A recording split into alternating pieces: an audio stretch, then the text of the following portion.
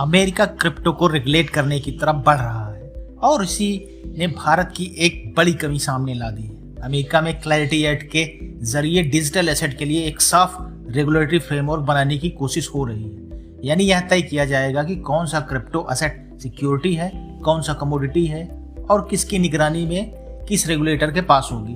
भारत में क्रिप्टो को वीडीए यानी वर्चुअल डिजिटल एसेट के रूप में पहचाना गया है।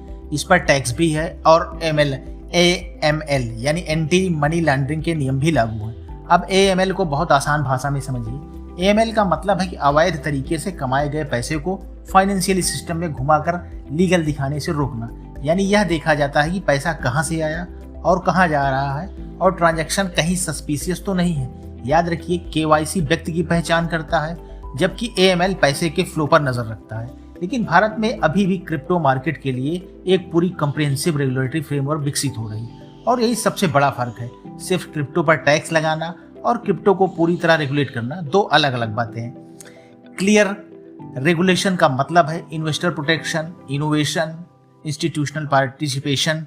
अब भारत के सामने जो चुनौतियां हैं, क्रिप्टो को ना तो आंख बंद करके बैन करना है और ना ही आंख बंद के अलाउ करना है। सवाल सिर्फ इतना है, भारत क्रिप्टो को सिर्फ टैक्स लगाएगा या आगे चलकर उसे कम्प्रिहेंसिवली रेगुलेट भी करेगा।